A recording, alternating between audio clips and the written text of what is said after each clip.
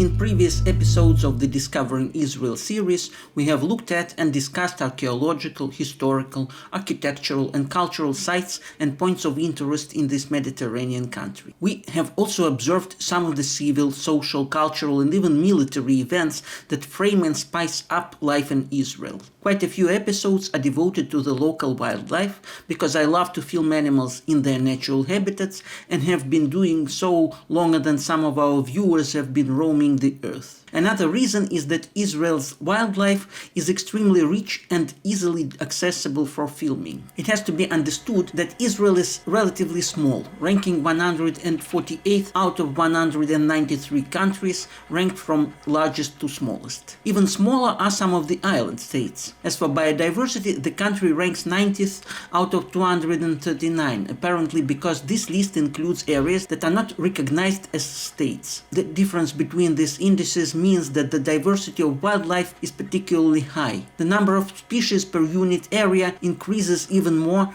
because over 60% of Israel's land is desert, which harbors far fewer species than any other ecosystem, increasing the biodiversity in the non-desert parts of the country. Despite all this, Israel is densely populated, ranking 17th out of 194 countries. In such a small country, over half of which is desert, with the rest of the habitable land densely populated, and with high biodiversity, one inevitably encounters numerous diverse animals because they just do not have enough space to avoid being seen. But one of Israel's smallest birds champions the art of remaining unnoticed. It is neither vulnerable nor unusual, with a vast range from the Upper Nile in Sudan, Africa to India and Bangladesh in Asia, not to mention much of the Middle East and in between. The genus name Prinia comes from its Javanese name Prinia. Its wide distribution makes it safe and of the least concern to ecologists and ornithologists. Most people are unaware of its existence, although it was once among the contenders for the title of national bird, which predictably went to the hoopoe via a national referendum. Please meet the graceful Prinia, smaller than a sparrow. Unlike the Palestine sunbirds of a comparable size, at least with their males dressed up in dazzling plumage, the graceful Prinias of both sexes blend into their surroundings. Having spotted it once, you can follow it in the same place because they are home-loving, territorial and monogamous, meaning they live, nest and raise their young in pairs. I once spotted them in the bushes above the seashore and subsequently watched and filmed the same birds in the same place for months, often seeing them separately and sometimes together. As for lifespan, Prinias live as short a life as you'd expect for such a tiny creature. Usually 1.5–2 years, some live up to 4 years, and one famous Methuselah Prinia is known to have reached 6 years. By the way, this whole episode was filmed mostly in southern Netanya, Israel's 7th most populous city in the central region between Tel Aviv and Haifa. Prinias prefer to nest and forage in bushes like these. As for their diet, the shape of their beaks betrays their insectivorous nature. With such a needle-like beak, they must eat beetles and caterpillars, and so they do. Speaking of insects, to say that there are plenty of them here is an understatement. Some, like this dragonfly not much shorter than a Prinia, are too big and strong for Prinias to prey on. And Israel's almost largest insects, the praying mantises, are just little too small and almost strong enough to feed on Prinias themselves. Insects make up the largest part of Israel's biodiversity, and ants are likely among the largest constituents. There are about 398 species and subspecies of ants in Israel as of 2020. Two species of ants immediately catch the eye here. One is relatively big, Cataglyphis nigra, easily recognized by its unusual habit of raising its abdomen up, perpendicular to its thorax, the middle part of its body, raised above the hot sand on its unusually long, thin legs, enabling it to endure the scorching heat of the African and Middle Eastern deserts. There are also much smaller ants of the genus Pheidole, about half a centimeter long. Some are noticeably larger, with larger jaws, major walkers among minor walkers. Now they are dragging a Dysdera, or a Woodlouse spider, into their nest. Their actions are meticulously organized and mindful. Numerous philosophers have considered the ant family an ideal society, but the most astonishing discovery about ants has only recently been published. It turns out only a fifth of the ants in a colony are hard walkers, while the others laze around half the time, or do nothing all day, getting food from their sister walkers. To my mind, this discovery makes ants 1,000,000 times more like us. The life of ants is mesmerizing, and you can watch them endlessly.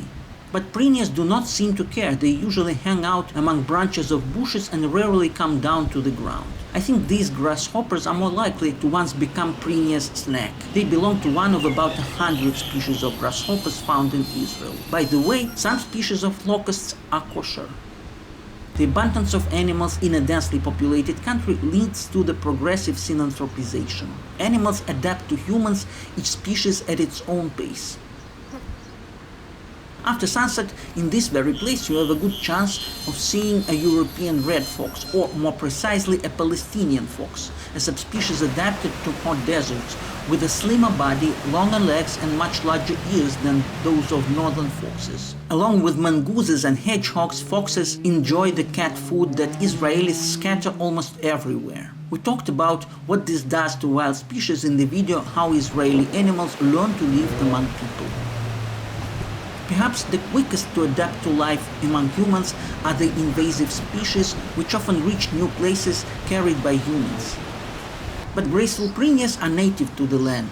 They are more cautious than the brazen mynas that invaded Israel from India, displacing natives like hoopoes and sparrows. Or these monk parakeets. One or two parakeet species nesting in Israel are believed to have escaped from their cages after being brought from Brazil. There is another, more common parakeet of similar size, color and appearance that was brought from India.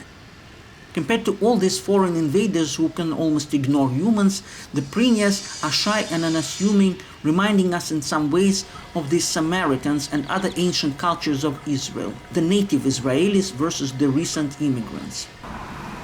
Another species native to Israel is the hoopoe, chosen as the national bird of Israel, and it can still be seen here occasionally, much less frequently than a few years ago. Being gradually replaced from Israel by mynas, they still feel safe in almost all of Eurasia and much of Africa. Eating caterpillars and worms, hoopoes have long been considered a friendly species, sometimes sacred, and were depicted by people as early as in the Old Kingdom of Egypt.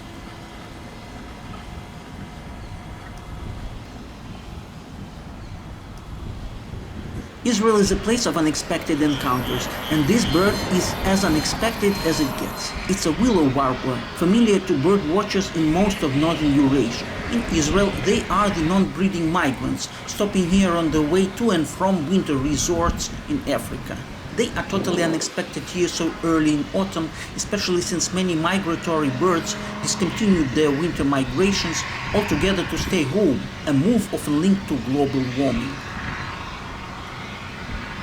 And these birds look like swallows at first glance, oddly enough with bills similar to those of a grosbeak, meaning they are mostly vegetarians feeding on corn and seeds. That's because they are not swallows at all, but Indian silverbills, another invasive or escapee species, a species that has taken up residence in a country after escaping from its owner's cages. And as its name says, its natural habitat is the Indian subcontinent. They have been spotted in Israel only since the 1980s and are now common here in open landscapes.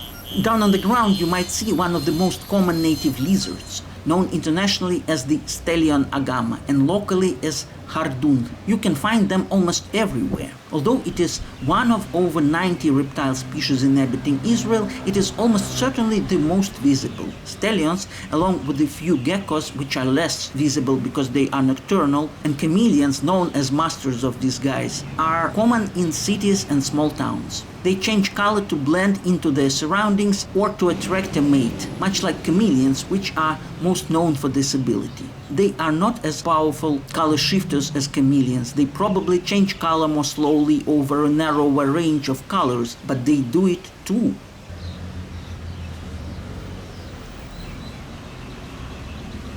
Roman myth, known since at least 8 CE, included in The Metamorphoses by the Roman poet Ovid, tells us of a boy who noticed the fertility goddess Ceres as she voraciously drank a honey barley drink, apparently ancient Greek beer, to quench her acute thirst. Probably amused, the boy began to mock her.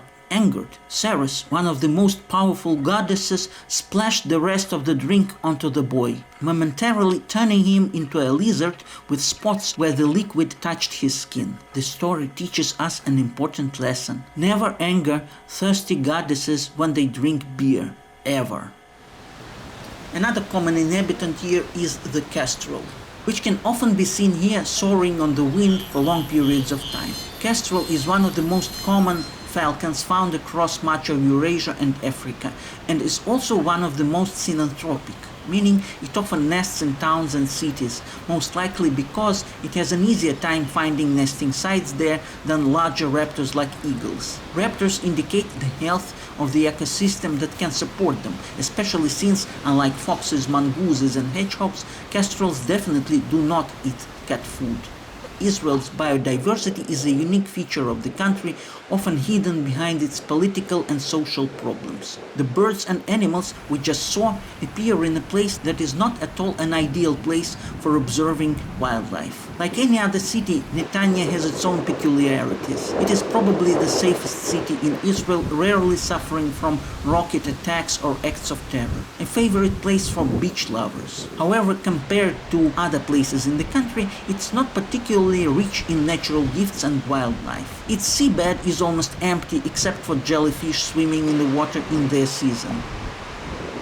Even the moon crabs that swarm the sandy beaches in the north have not yet been found here. Meeting so many different species in an unassuming site indicates the great potential of Israel for studying biodiversity. The abundance of alien invasive species demonstrates the important connection between wildlife and human population, which is especially strong in Israel. So the local wildlife, including plants, is more man-made than one might assume, making Israel's wilderness even more attractive to scientists and amateur nature researchers. But of course, before these dreams come true, Israel still has a few issues to resolve. Not much. Winning a couple of current wars in the north and south, explaining to the whole world that Israel has the right to defend its people and does no more than necessary to do so. Reconciling walking citizens with worshippers, and making the right choice between democracy and theocracy. Thanks for watching. Please like and subscribe if you find this worthy.